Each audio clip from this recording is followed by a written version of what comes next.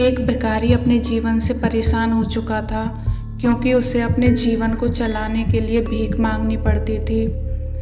उसे हर एक चीज़ के लिए दूसरों पर निर्भर रहना पड़ता था। इसी बात को लेकर वह दुखी रहता और दिन भर यही सोचता कि उसके जीवन में बदलाव कैसे आएगा।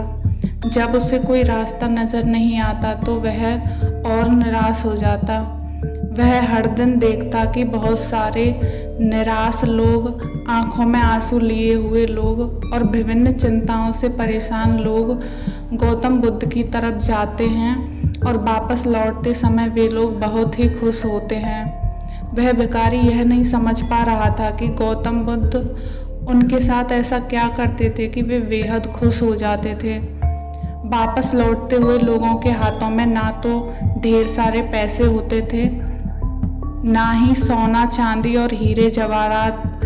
तो फिर ऐसा क्या होता है कि लोग बुद्ध के पास से लौटते वक्त इतना खुश होते हैं। यह सब सोचकर वह भिखारी भी निर्णय करता है कि वह भी महात्मा बुद्ध के पास जाएगा और देखेगा कि ऐसा वहाँ क्या हो रहा है कि दुखी लोग उनके पास जाकर खुश हो जाते हैं। वह बुद्ध से मिलने के लिए उनके पास चल पड़ा। जहाँ बुद्ध मौजूद थे वहाँ बहुत लंबी कतार लगी हुई थी, तो वह भिखारी भी कतार में लग गया। कतार में लगकर वह अपनी बारी का इंतज़ार करने लगा। आखिरकार उसे बुद्ध से मिलने का अवसर प्राप्त हुआ।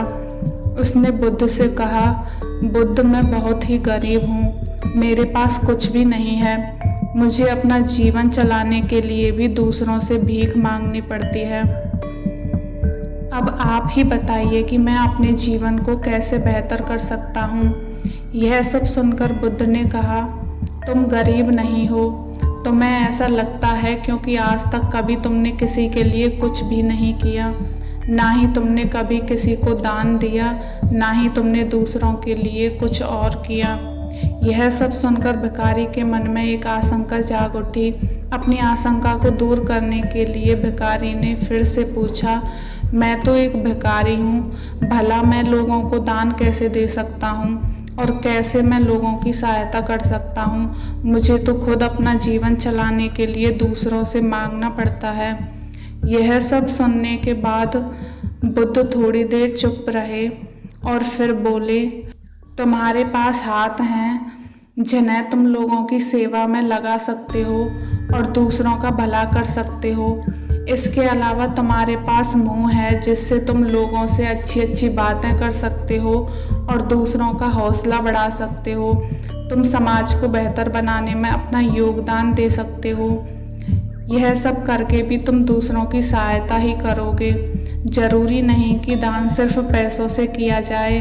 हम चाहे तो हम शिक्षा का भी दान कर सकते हैं, चाहे तो अन्न का भी दान कर सकते हैं। प्रकृति ने हमें एक पूर्ण स्वस्थ दिया है, इसलिए कोई भी गरीब नहीं होता। वह बस अपने दिमाग और अपने मन से गरीब होता है। बुद्ध की यह सब बातें सुन लेने के बाद वह भिखारी बहुत ही ज़्यादा खुश हो गया और उसका मन अब संतुष्ट था। हम सब इस बात की चिंता में समय बर्बाद करते हैं कि हम गरीब हैं, लेकिन यह सत्य नहीं है। सत्य तो यह है कि जब तक हमारा शरीर पूरी तरह से बेहतर और स्वस्थ है तो हम उसका उपयोग करके आगे बढ़ सकते हैं और खुद के जीवन को बेहतर बना सकते हैं।